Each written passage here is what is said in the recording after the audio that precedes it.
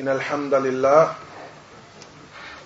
نحمده ونستعينه ونستغفره ونعوذ بالله من شرور أنفسنا وسيئات أعمالنا من يهده الله فلا مضل له ومن يضلل فلا هادي له وأشهد أن لا إله إلا الله وحده لا شريك له وأشهد أن محمدا عبده ورسوله يا أيها الذين آمنوا اتقوا الله حق تقاته ولا تموتن إلا وأنتم مسلمون يا أيها الناس اتقوا ربكم الذي خلقكم من نفس واحدة وخلق منها زوجها وبثهم من رجالا كثيرا ونساء واتقوا الله الذي تساءلون به والأرحام إن الله كان عليكم رقيبا يا أيها الذين آمنوا اتقوا الله وقولوا قولا سديدا يصلح لكم أعمالكم ويغفر لكم ذنوبكم ومن يطع الله ورسوله فقد فاز فوزا عظيما أما بعد فإن أصدق الكلام كلام الله وأحسن الهدي هدي محمد صلى الله عليه وسلم وشر الأمور محدثاتها وكل محدثة بدعة وكل بدعة ضلالة وكل ضلالة في النار وبعد.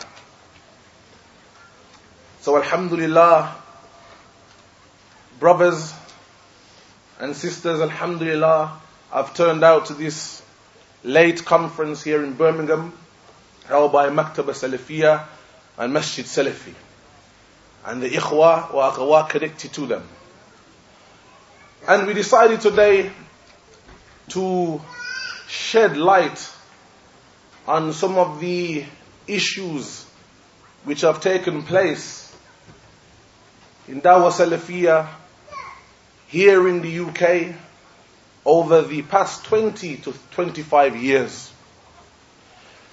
From the reasons why I myself decided this needs to be done is because many of the ikhwa and akhawat who have become Salafi, maybe in the last 10 years, maybe less or maybe slightly more, many of them have become confused as to why they have come to an area like this, Birmingham,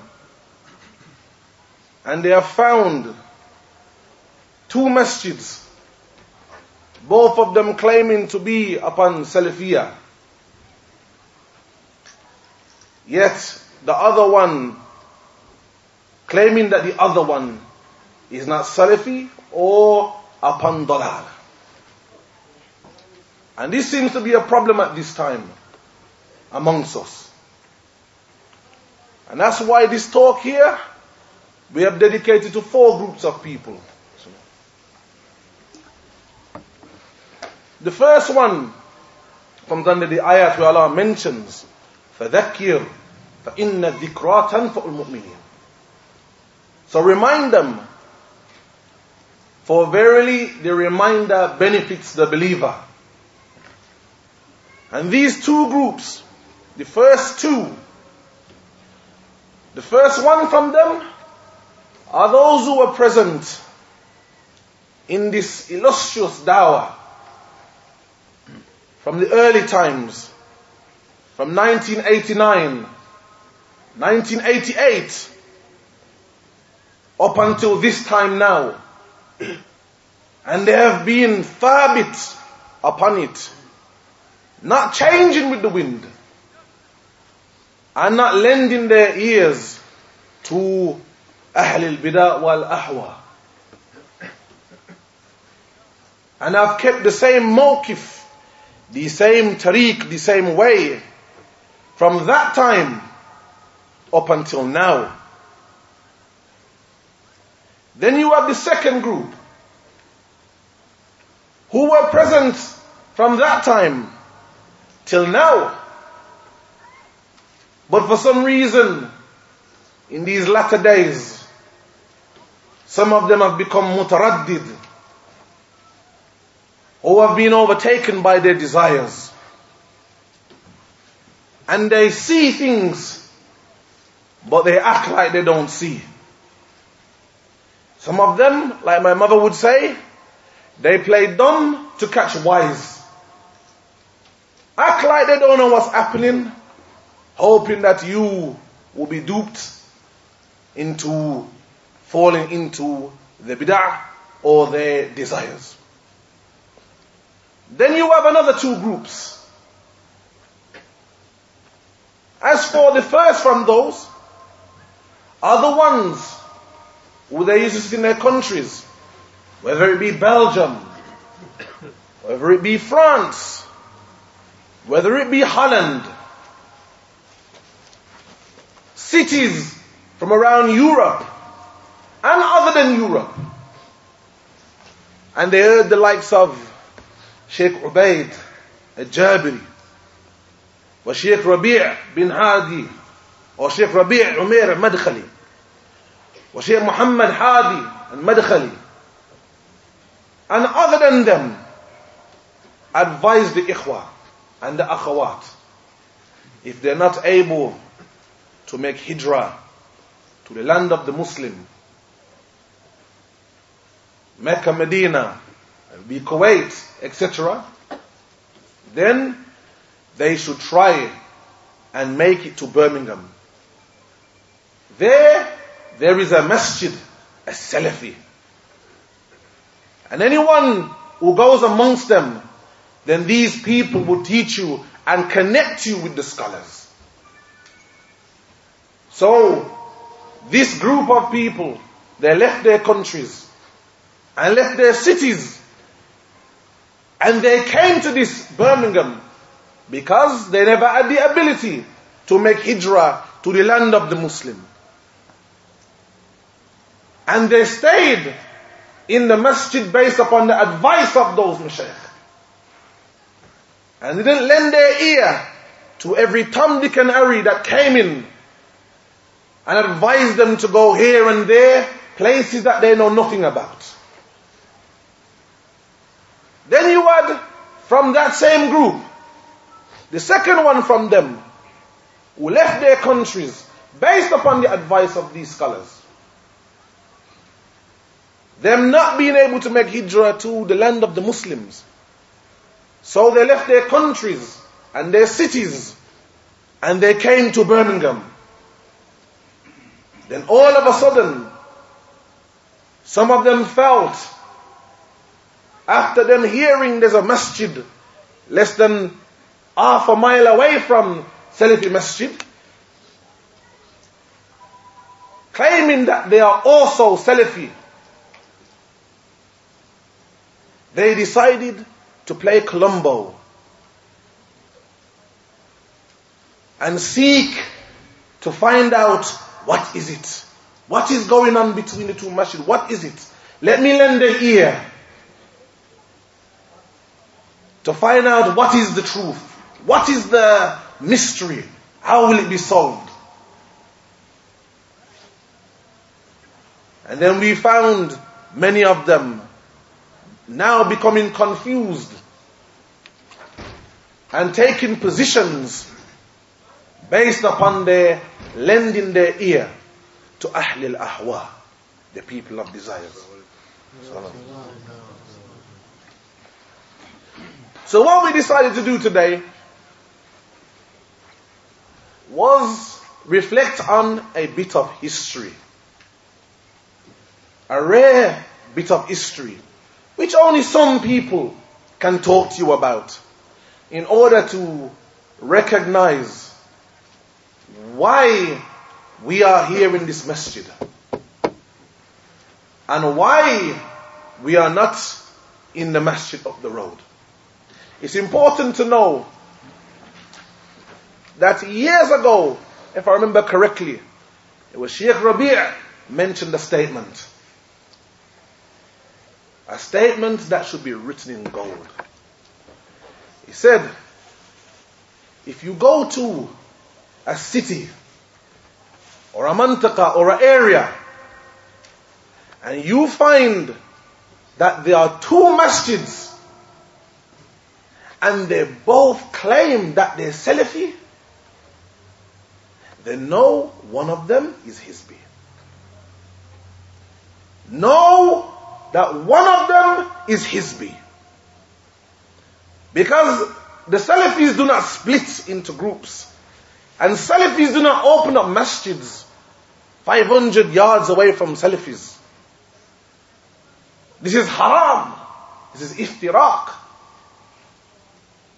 So now we need to sit down and recognize some of the incidences that took place over the last 20 years, which brought us here to a point that we're at now. Now there are people here right now who are aware of this history. Brothers like our brother Abu Sufyan, Shabir, many other brothers here who know about this history that took place. But there are many of you who, after understanding where we came from, will understand why we are here now. So this won't necessarily be a talk of quoting ayahs and many hadith, but it's an eye-opener for those who are unaware of why we are here now and what plight we went through in order to establish Salafiyah in the city Birmingham in Great Britain. So let's start off back in 1989, 1990, with the first of the Salafi organizations which came about.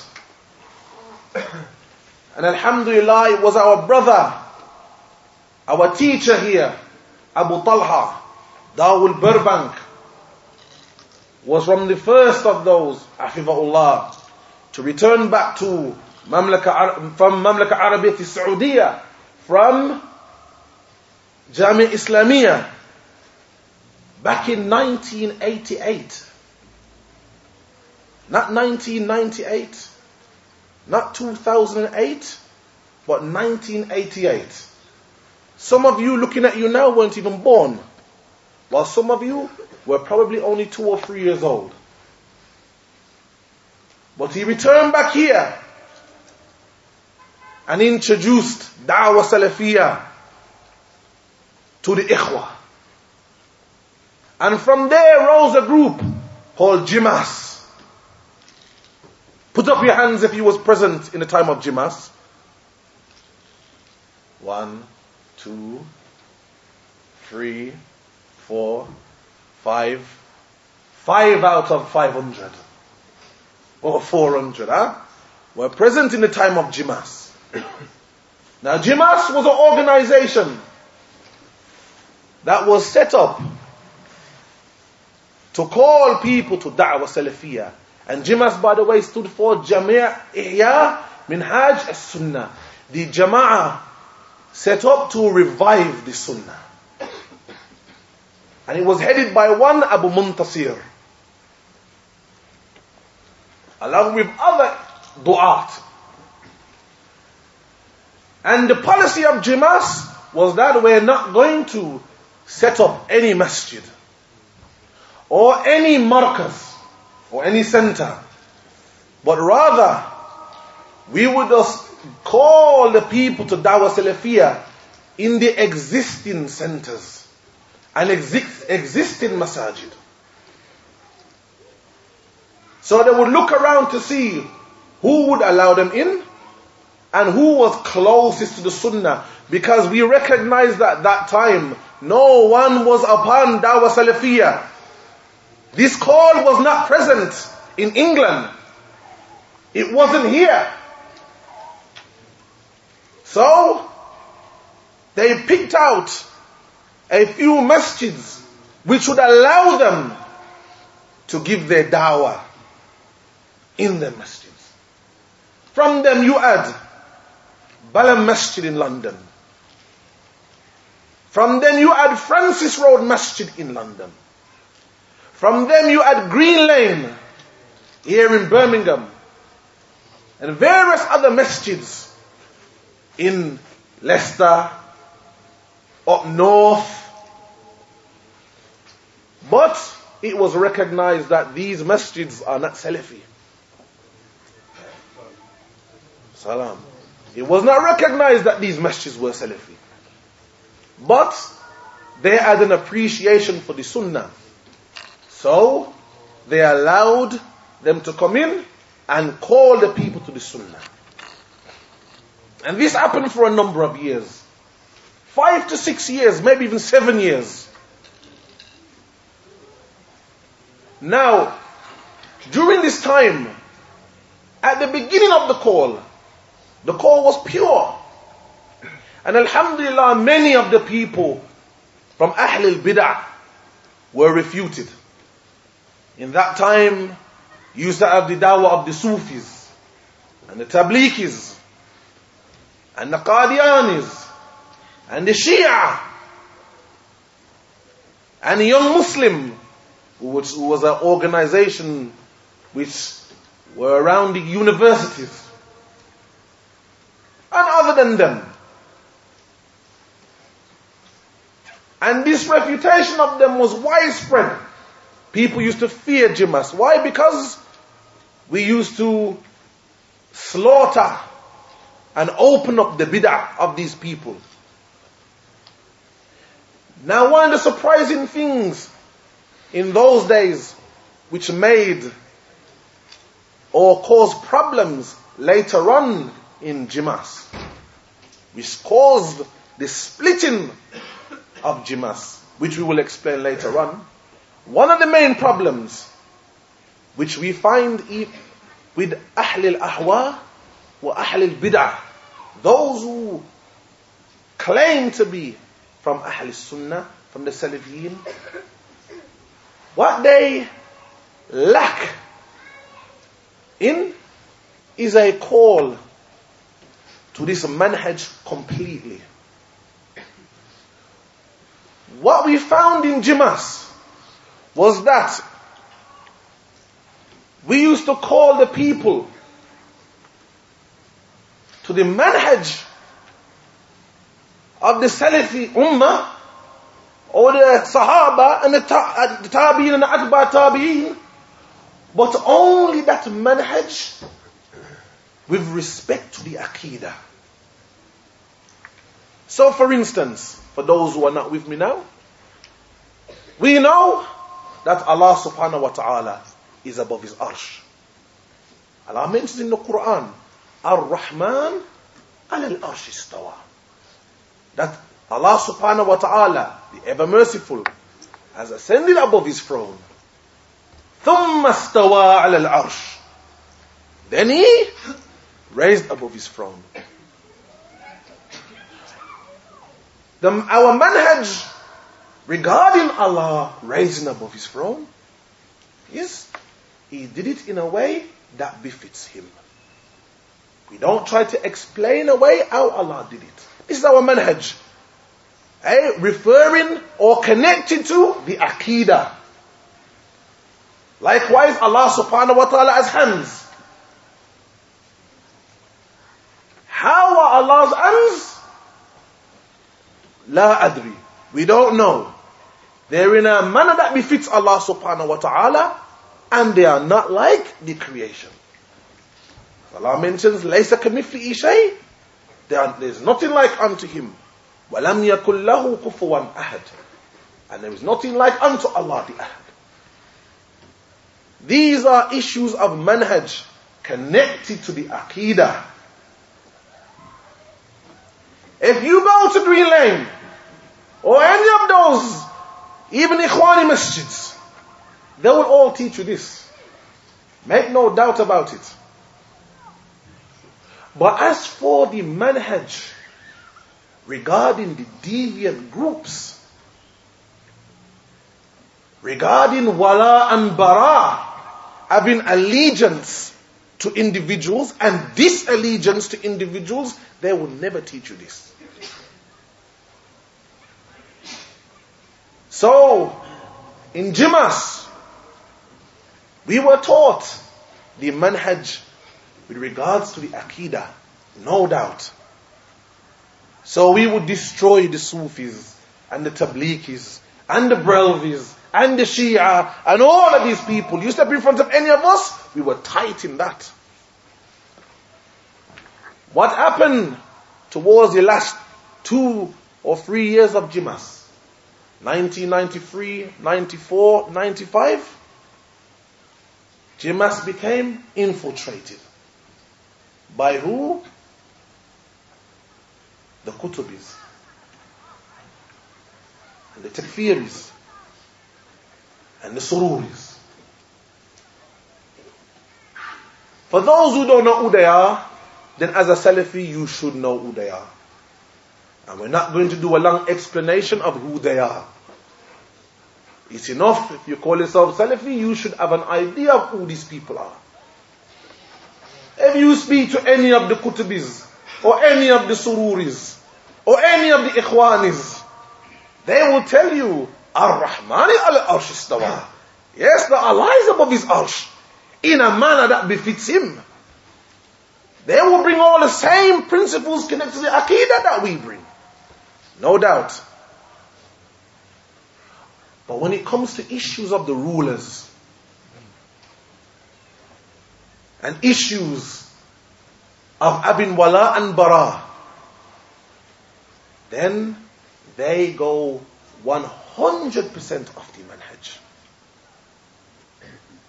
And they make halal the killing of rulers and revolutions and stuff like this. But in JIMAS, this wasn't taught. So what happened? Towards the end of JIMAS, those who were in charge got affected by certain individuals that entered into JIMAS, like Idris Palmer. And we're going to mention names. Believe me, today we're going to mention names. Idris Palmer, al-Tamimi. Was that one Abdul Aziz from Bosnia? Remember him, Abu Sufyan? Abu Abdulaziz. I know. All of these people were upon this dawah of revolution and takfir and the likes of that. But JIMAS never taught that. They never taught the manhaj regarding those things. They only taught the manhaj connected to the aqidah. So when they came in, these Surooris, they caused a split within JIMAS. So now we're at about 1995. 1994, 1995. JIMAS splits into 3 groups. The first group are those who stayed with JIMAS, al-Tamimi, Idris Palmer, Abu Muntasir, and all of those lot. Surooris, Qutubis. Now if anybody knows al-Tamimi, then you will know that he's got life in America for inciting bombings and those type of things in America. And most of you don't even know who Abu Muntasir is or Idris Palmer. Why? Because they are nakira. They are irrelevant. They are not within the da'ira of Salafiyah. Then you had another group which consisted of those people who wanted to stay upon the minhaj that JIMAS first started off on, which is calling to Allah and His messenger, calling to Allah's deen and obeying His messenger with the fahm of the Salafu Salih. And they decided to split off from JIMAS. Now you might think JIMAS was a few individuals, but some of the conferences what we used to do in Leicester, we used to have 3,500 to 4,000 people. Shabab coming to these conferences. It wasn't, 400 or 500, it was 3,500 to 4,000 people coming to these conferences, being influenced by this dawah. So, the second group who split off from them, they split off knowing that what JIMAS and those who are with them now are calling to was dalala. Was something that would take us to the hellfire. The dawah of Muhammad Suroor and the Qutubis, etc. Then you had a middle group. Now this middle group consisted of various individuals which now are also nakira. But in that time, they used to do one of two things. They used to say that which wasn't in their hearts, or they used to do the opposite from what they claimed. So from them, the biggest one from them was an individual called Abu Alia, who in essence led all of the people who were confused astray. As for Abu Alia now, he's a Sufi. He's a Sufi. Many of the people looked up to Abu Alia because he was from the most prolific speaker from JIMAS. And he was the one that was most loved from JIMAS. So that middle group, one of their problems were this group that split off, not Abu Muntasir, the group which was the likes of Abu Khadija, the likes of Abu Hakim, the likes of Saftar, the likes of Abu Talha, the likes of Abu Sufyan, the likes of the ikhwa that you see now.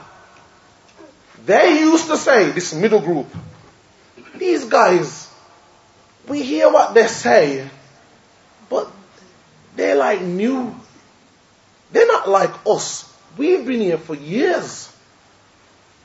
We was here when this thing started. These guys only came about 2 years ago. And now they want to split JIMAS and start their own thing. This was the marad in their hearts. Many of them. The leader of them was Abu Alia. From them, you had those ikhwa who inherited Brixton. Those ikhwa who inherited Masjid Ibn Taymiyah in Brixton. And we're not going to mix up our words, as we will explain later on. So what we found was they were in the middle, trying to unite or get back those brothers who were with Abu Muntasir and JIMAS, and at the same time saying to us that we're with you, but we're working on them. We're working on them. We're working on them. At the same time now, you had some of the mashaykh at that time who were involved.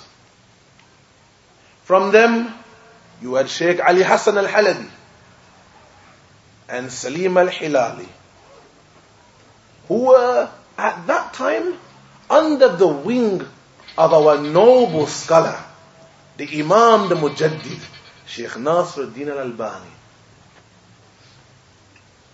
But Sheikh Nasir had so much kalam refuting Surooriyah and all of that,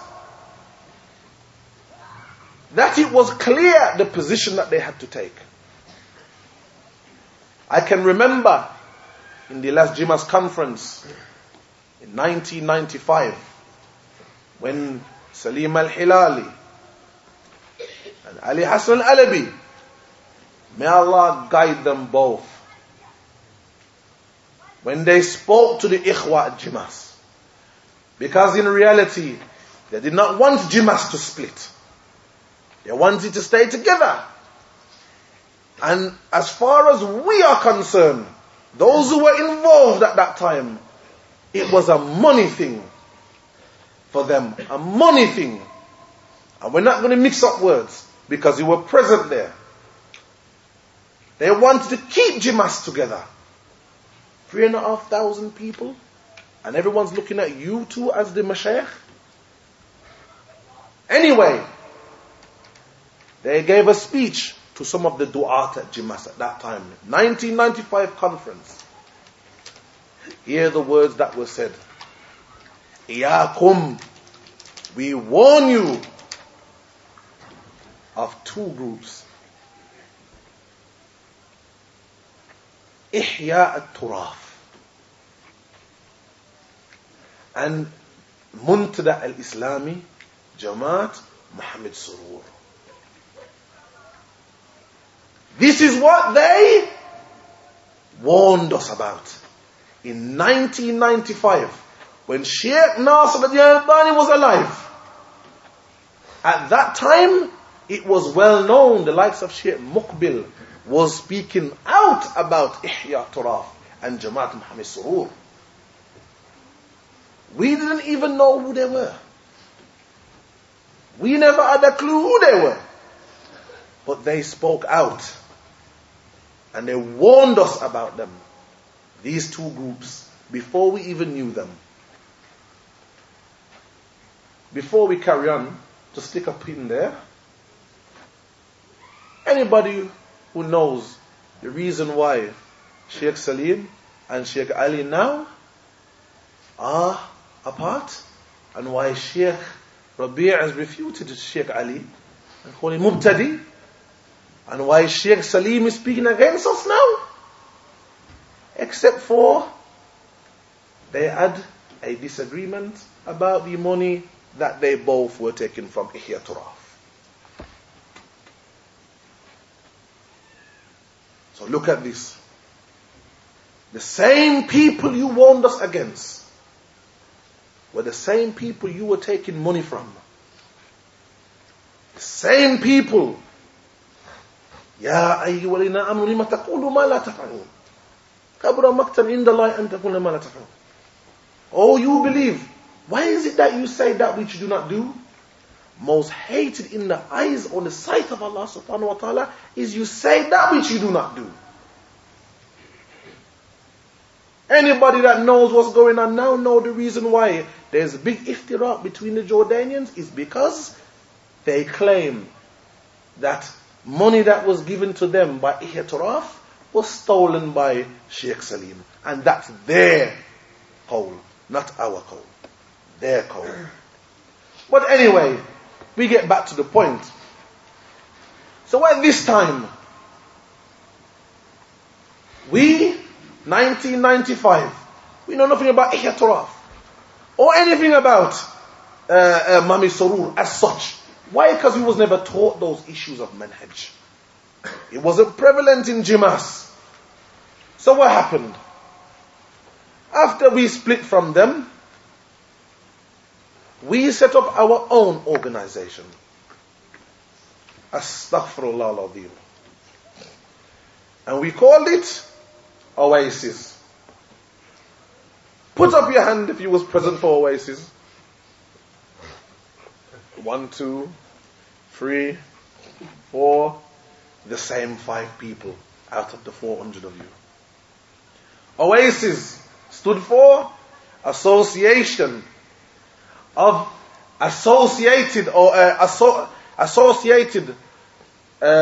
Salafi Islamic Societies. And yes, we did name it after the rock group because it sounded good. That's why we call it Oasis.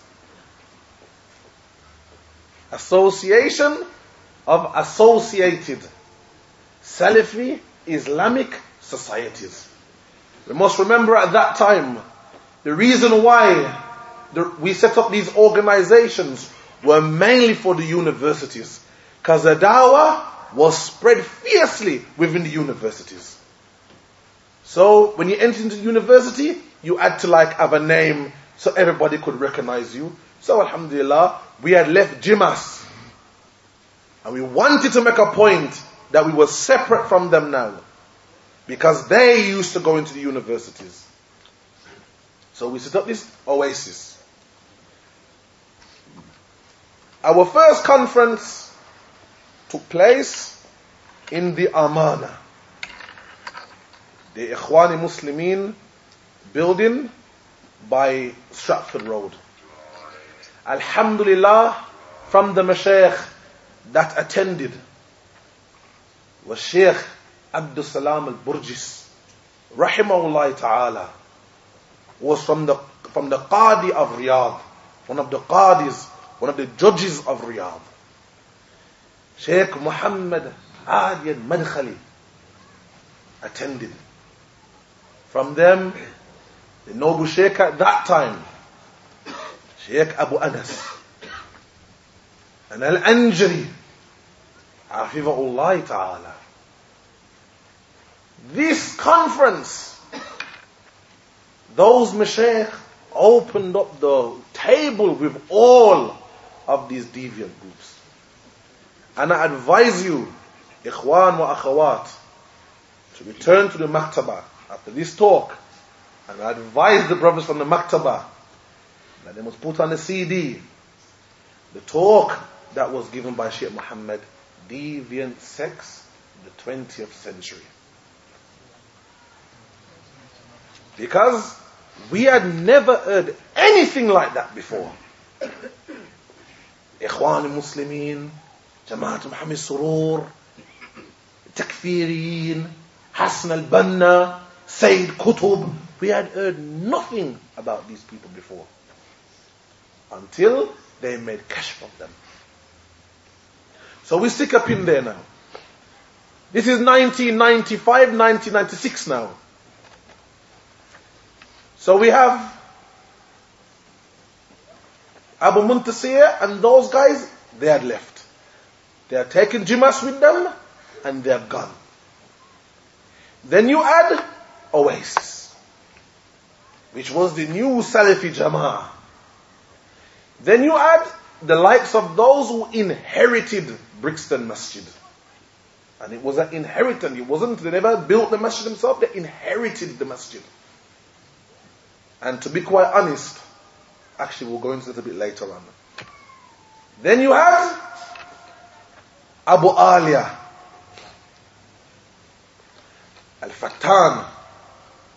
During that period of time, we here in Birmingham, now we're going to bring everything back to Birmingham now, we had a few dilemmas that came up. The first thing, when Sheikh Muhammad and Abdul Burjis was here, they used to speak ill about jama'at, having jama'as, having groups and parties, and naming yourself after groups and parties. It's a mushkila for us, a problem. Why? Because we were called Oasis, which in and of itself is a jama'ah. Then another problem developed by the name of Abu Usama al-Dhahabi. Another problem developed. Where are we going to give dawah? So let's deal with this third one first. Where are we going to give dawah? Because at that time, remember, JIMAS had established durus in different masajid. Masajid that we did not hold in JIMAS to be Salafi. We held them to be everything else except for Salafi. Here in Birmingham, the masjid that was established through JIMAS was Green Lane. So we asked various scholars. From them, Sheikh Muqbil, Al-Hadi Al-Wadi'i, Abdul Burjis, Sheikh Muhammad Hadi, Al-Anjari, and many others. We asked them nasiha. Here in Birmingham, we do not have a masjid of our own. And we recognize that JIMAS had established da'wah in their masjid, in Green Lane Masjid. And none of us recognize Green Lane to be Salafi. We knew them to be Ikhwani, with Lajna Taiba, with Hafiz Sa'id, all those Takfiri, Hatta al-Muhammad Suroor. Some differ. I can remember Muhammad Suroor teaching in Green Lane in the early days, where some said no, it was his student. Maybe I'm wrong, maybe I'm right. The point is, his dawah was present there. Qutubi dawah was present there. But JIMAS used to call from there. Because JIMAS issue was not about setting up masajid. It was all about giving dawah. Now JIMAS is finished. What are we going to do? Here was the answer of those mashaykh. And the head of them was the likes of Sheikh al-Albani, who said, continue giving dawah and calling from that masjid, so long as they do not put restrictions upon your call. But if they put any restrictions upon your call, then it's la yajuz for you to call from their masjid, because you will confuse the people. This was the answer of all of those mashaykh. At the end of them, Sheikh Nasir al-Albani. So what does this show us, Ikhwan? Who can put two and two together? What does this show us? Who can tell me? Nah. This shows us that we were never with Green Lane. There was no we were with Green Lane. This is Kadhib Mubin. Just because you're present in the masjid, that doesn't mean that you're with our people. Because this is one of the shubahat that they send out. That we were with them and we split from them. This is kadhib. Even JIMAS were not with Ahl al-Hadith and their masjid in Green Lane and in Francis Road. We weren't with them. As far as we were concerned, these guys were not Salafi. But they were the closest thing to the Sunnah. And that's why we used to give dawah in their masjid. So that clears the first issue that you see going around. Anyway, stick a pin there. We'll return back to that later. Then you had the issue. At that time, 1995, Abu Usama and his first tour. Because you know when people go to make war, they go on tours, you know. Your first tour, your second tour. Well, this was Abu Usama's first tour. Now, many of you don't know Abu Usama was here in 1995 to 1997. Put up your hands if you knew.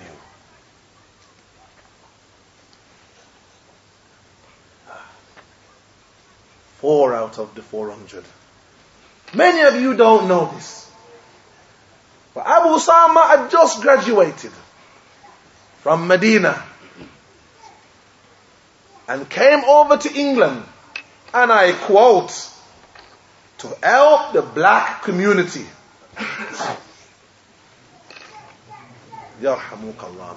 I quote, to help the black community. As soon as Abu Usama came here, he expressed his dislike for those Pakistanis at Green Lane and their dawah and their call. That's the first thing he expressed. He also expressed, I ain't doing nothing in their masjid. They ain't here to help us. They're just here to use us. Some old slavery talk. Huh?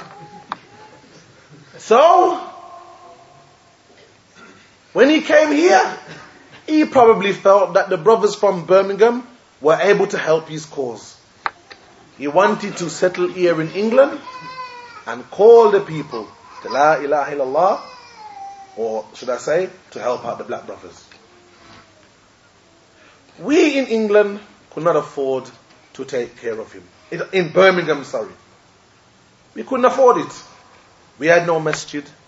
There was maybe 30 of us, 40 of us, black brothers. But we couldn't afford to take care of Abu Usama and pay his needs and his wants. So what did he do? He went to Brixton. So now we're going to talk about this era of time. This time here, Abu Usama going to Brixton. 1996, 97. Abu Usama was in Brixton. They couldn't afford to take care of him. Because Brixton, they were surviving in the masjid by the skin of their teeth. To be quite honest, before I enter into that, when Brixton inherited their masjid down there, and I remember the day, it was called a revolution, when the Sufis who used to own the masjid were forced out. At that time you had Faisal, who used to give Dawah down there. You know Faisal Jamaiki, Ta'abani, Takfiri. He used to give Dawah down there. Along with Abdul Malik, who was worse than Faisal. But many of you don't know Abdul Malik Trinidadi. You don't know him. But he was worse than Faisal. The revolution took place in the masjid, where they were going to put somebody new in charge. Salafi. Somebody who had to rule it with Quwwah. Why? Because Brixton is not no easy place to go in like that. And alhamdulillah, they chose Abu Sufyan. Because in that time, Dawah in London was headed by the likes of Abu Sufyan. Like it who like it, hate it who hate it. For those who know Abu Sufyan, he lasted 6 months. The reason why he lasted 6 months wasn't because Abu Sufyan is a horrible person. But Abu Sufyan said, Faisal can't teach here no more. Faisal's wife can't teach Arabic. These guys from Muntasir can't come here and do durus. These guys can't. And stopped all of Ahlul Bidah, Suroorin and Qutubis doing any type of lessons, any type of dawah in Brixton. So after a while, the masjid became dead. Why? Because there was no Talhah here. No one was abroad studying like that. This is 95, 96. This was times when there was hardly no one there. No one to give dawah like that. And JIMAS were refuted. And Abu Ali and those guys lived on the other side of London and were prepared to come over and aid. So the brothers lost heart, and then they removed Abu Sufyan after 6 months. And then they put in Allah Yahdihim Abdul Haqq Baker.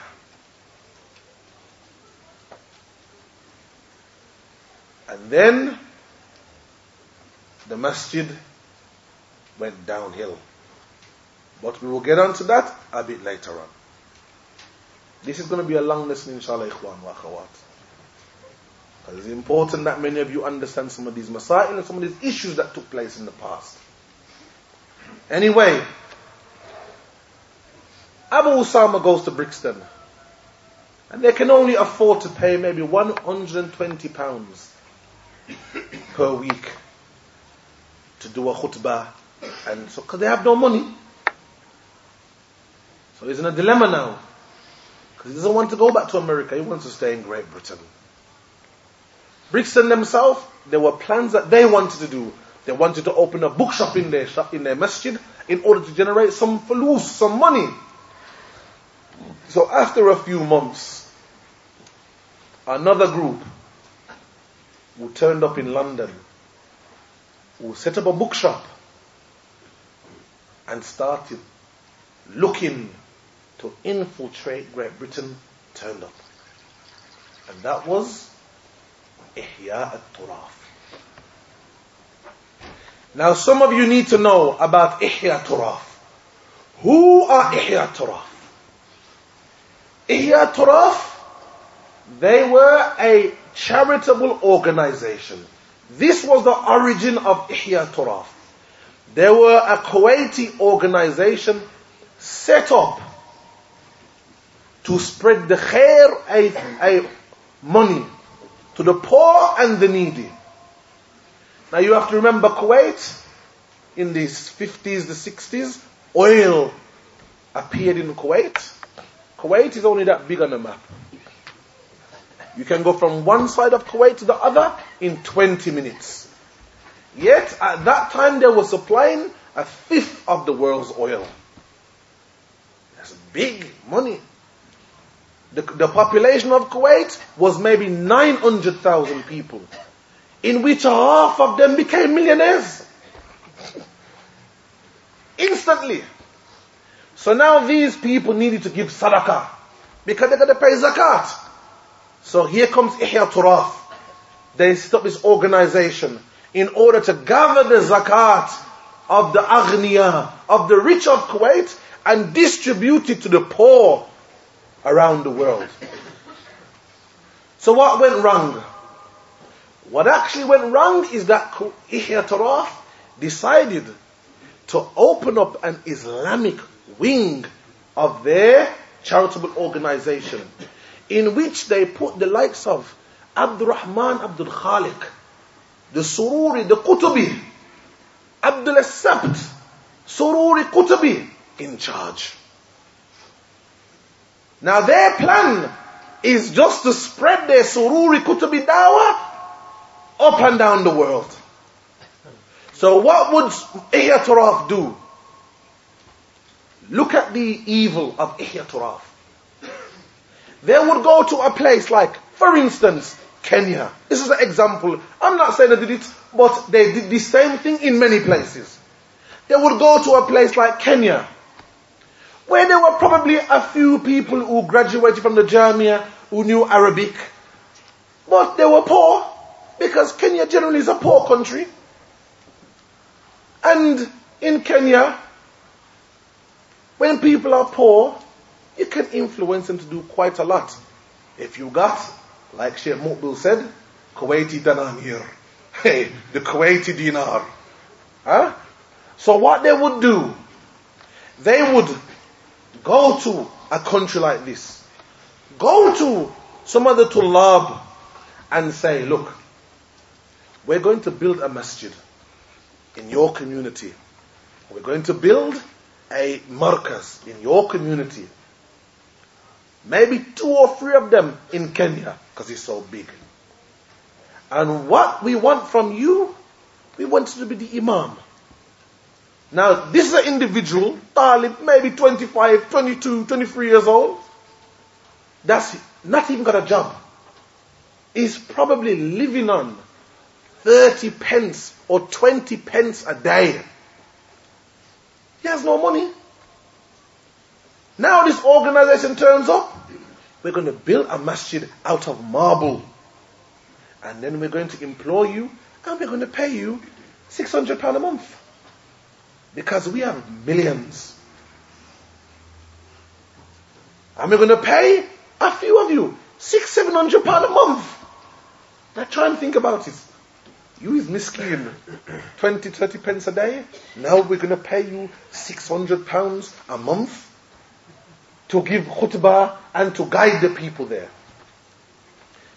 Then, in the summer and periodically during the year, we're going to send our tullab, our kutubi, the Suroori tullab, and their teachers or some of their sheikhs. And we want you to translate for them. Now let's imagine what's going on here now. You got this miskin talib, or 6 of them, on 30 pence a day. Now we're on £600 a month. Huh? Living large. In Kenya.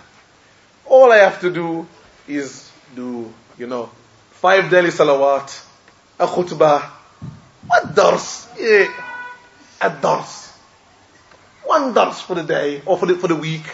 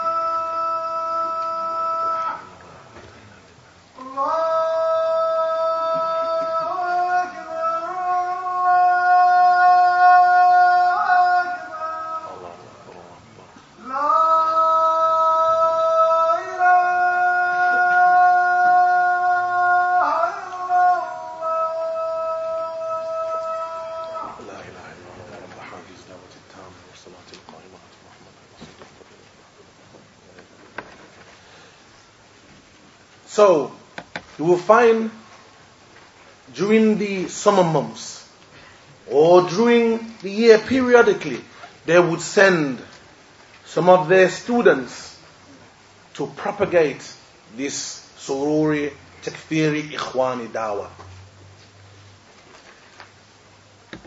These people who are employed now for this magnificent wage, it becomes difficult for you now to refuse to translate. Because you're getting £600 a month while everybody else around you is on 20 pence a day. And you don't want to leave or lose your job because life is good. Life is now good for you. And this is how Ihya Turaf went around all those poorer countries, setting up masajid and setting up marakis and turning innocent people into takfiris, into suicide bombers, into people revolting against rulers and calling for revolt. Believe me, it was I'tiraf and the likes of them that done these things. So now they appeared in London. Abu Anas, our sheikh at that time, Allah Yahdihi, mentioned an important piece of information which we can't thank him more for. He said,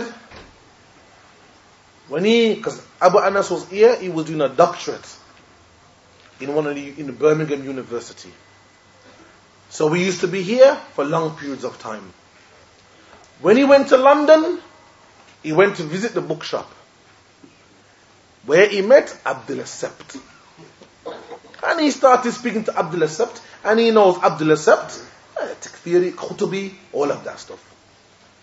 What did Abdullah Sept tell him? He goes, Ihya Turaf, we're coming to cement ourselves in Great Britain. And We're coming here to target 2 individuals specifically. And we're going to send individuals to target the dawah of 2 individuals specifically. Abu Sufyan McDowell and Abu Talhah. These 2 individuals, we have people we're going to send to target them 2 in order to bring down their dawah. So now, we'll get back to that a bit later as well. Brixton have now got Abu Usama. And they can't afford to pay him. All of a sudden, who turns up in Brixton except for some of the members of Ihya.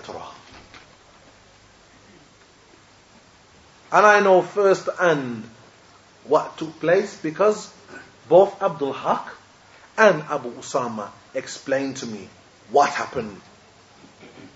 So this is not no giddy now. This is what they both told me. Brixton wanted to buy a free 1 to 3 tape machine. You know those tape machines where you put 1 tape in there and it records free so that you can easily distribute tapes amongst the community and sell tapes. They were about £1,500 and they couldn't afford to buy one. Ihya gave them an offer to aid them with that. But they wanted to have a sit-in first about other matters also. So, they had this sit-in. After them saying, yes, we will help you towards your cassette machine, they said, we have one more thing. We want to employ Abu Usama al-Dahabi to work for us. Abdul Haqq and his crew of men, they'll say, no, you are a charitable organization, here Turaf. Rather, you should pay Abu Usama to stay in Brixton so he's able to give dawah. And Abu Usama will be under us. We will be in control of Abu Usama. Here Turaf says, no. We will pay Abu Usama to stay in Brixton, but when our scholars come over, then he works for us. Brixton said, no, we don't agree with that. And then they became at loggerheads arguing. Abu Usama told me personally, when that started, I told him, look, you just forget about it. Let me talk to them. You guys, take a back seat. Inshallah, I'll see you tomorrow, whatever. Let me negotiate with them. So Abu Usama negotiated with Ihya. He used to refer to them as rich Arabs. They agreed that he would work or stay in Brixton and they will pay him. But when their scholars come over, or their tulab, or their teachers came over, that Abu Usama would translate for them. And they would also give those scholars a kursi or a seat in Brixton to teach from Brixton also. So look at the problem now. Abu Usama is not working for Brixton. He's working for Ihya. This arrangement lasted for a couple of months. Then in the summer, they sent Ahmed Salam. Put up your hand if you know Ahmed Salam. Aye, mashallah. A lot of the European brothers know Ahmed Salam. Huh? Ahmed Salam, well-known Qutubi, well-known Surooris, came over in Brixton and done a talk. Abu Usama translated. Now you can ask them, brothers, if they still have the tape. Where Ahmed Salam, in the middle of the talk, said, as for Sayyid Qutb, and Maududi and Hasan al-Banna and Muhammad Suroor, all of these are afdal, better and ahsant than any of the Muslim rulers.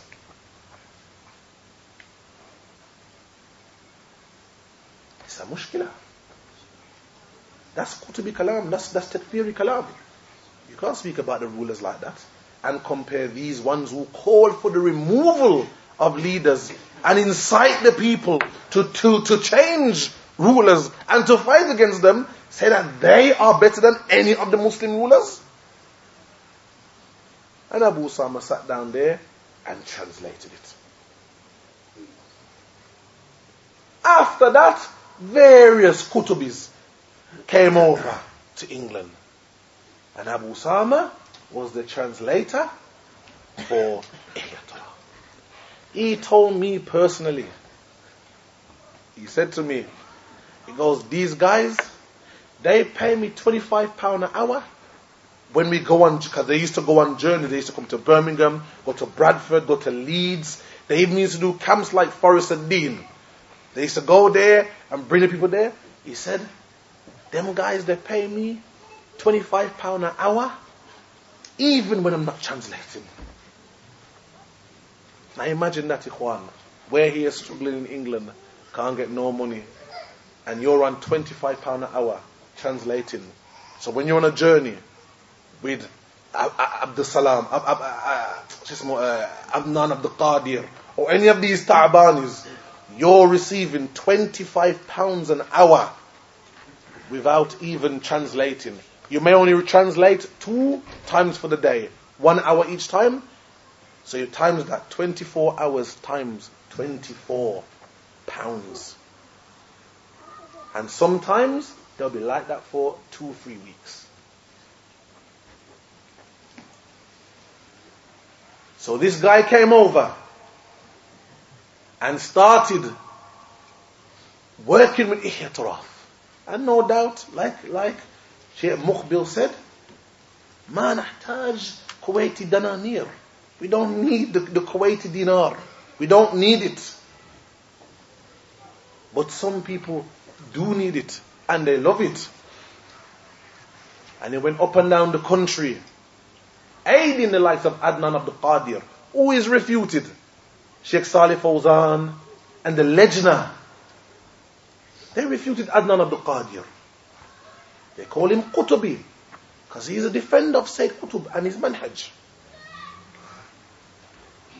When we used to, now we're going on to 97, when we used to say to Abu Usama, Ya Abu Usama, utrukum, leave them off.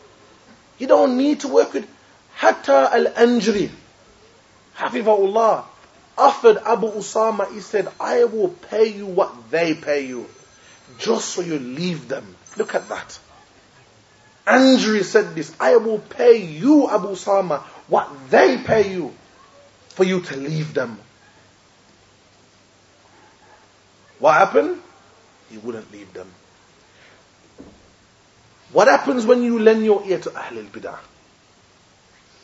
The Salafi used to say, it would be better for me to see my child coming out of the house of a prostitute than to be coming out of the house of Ahlul Bidah. Why? Because, astaghfirullah, doing sin is something a person will seek forgiveness for Allah for. But you being infected by Ahlul Bidah will change your deen. And you will not seek forgiveness for that, because you will think you're upon the straight path. Abu Usama became infected. So much so, one day he went to visit Abu Talha, and Abu Khadija was present, and I at other times was present. When he turned around and said, the likes of Sheikh Muqbil, the only reason why they refute Ihyatullah is because they used to give him money. And when Sheikh Muqbil, when they decide to stop giving him money, he decided to start refuting them and speaking ill about them. This is the kalam of Abu Usama in defense of Ihya Turaf. So before the Isha, I'll explain that this is what took place with Abu Usama in his first tour. His first coming to Great Britain. He was the one that defended Ihya Turaf. Al-Anjri said a statement to us at that time. Wallahi ikhwan wa akhawat. This statement should be written in gold. He said to us, Ya ikhwan, if you guys do not refute Ihya Turaf here in Great Britain, believe me, it took them 5 years to destroy our dawah in Kuwait. And it goes with you guys, they will finish you off in less than a year. And you know what the result will be? This statement is just so true. Those who have minds to reflect upon what Andrew said. He said, and they will have you believe in your Salafi when you're really ikhwan. You go and speak to them up there, ya ikhwan. And they will tell you, where's Salafi? What are you talking about? Why, where's Salafi? Nothing wrong with Ikhwan al-Muslimin. Nothing wrong with sitting with Imam Suroor and his gang. Nothing wrong with listening to them. Where's Salafi, Ikhwan? Where's Salafi? No, you're not. That's not Salafiyah. So what if we do talks or we unite with the Brelvis? So what if we call the people to vote and democracy? So what? Is that Salafi, Ikhwan? But you can't tell them you're not Salafi. That's Ikhwaniyah. That's not Salafiyah. They won't understand. So alhamdulillah, we went on a warpath with Ihya Turaf. And wallahi, we done maybe 4 blazing meteors. This was things that we put out, leaflets, refuting Ihya Turaf. Using the Mashaykh, at that time Sheikh Rabi', Sheikh Muqbil, Sheikh Muhammad Hadi, and Madkhali, Abdul Burj, all these Mashaykh. And we refuted them, and we finished them. And the only thing that kept them alive was Abu Usama. So we all came to a head. Where? Where did it come to a head? Abu Usama claimed, alright, we're going to make Hajj 1997, which was the most memorable Hajj we made. When we make Hajj, we're going to sit with the scholars in Medina. And we're going to ask them what they say about Ihya Turaf. So we all went. From them, from those who went with us, the likes of Ismail, Abu Tayyib. From them, Abdul Razak, As-San'ani, Somali.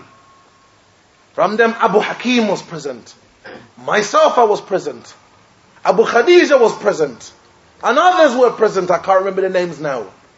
Every single scholar we sat with in Medina said, leave Ihya Turaf. Leave them. Abu Usama was present beside us. Leave them. They're Ahlul Bid'ah. They will change your deen. Run, flee from them. Flee from their fitna. The fitna of the dananir of their dinar. Their wealth. Flee them. They will change your deen. All of the scholars said that in Medina except for Abdul Muhsin. Abdul Muhsin al-Abad, hafidhaullah ta'ala, he said, my son goes with them. So I don't really know much about them. But my son goes with them, so I think there will be a good organization if my son went with them. That's it. That wasn't giving ta'adil, praising them. The Shaykh didn't really know them. But all of the other Shaykh Salih Suhaimi, Shaykh Rabi' at that time Shaykh Rabi' was in Medina. Shaykh Muhammad Hadi, Mashaykh that are not even alive now, all refuted them. So when we return back to England, we said to Abu Usama, and inshallah we'll end with this point until after Isha, we said to Abu Usama, what are you going to do? What are you going to do? Because you're the only one who's saving Ihtiraf now.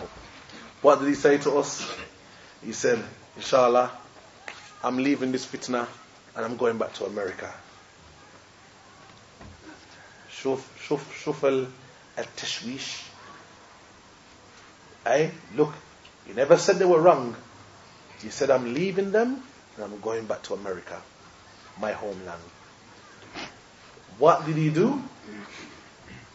Except that he went to work for Ihtiraf in America, in Florida. Wa inshallah we'll continue the rest after Isha. Wa subhanaka Allahumma bihamdika ashhadu an la ilaha illa anta astaghfiruka wa atubu ilayk.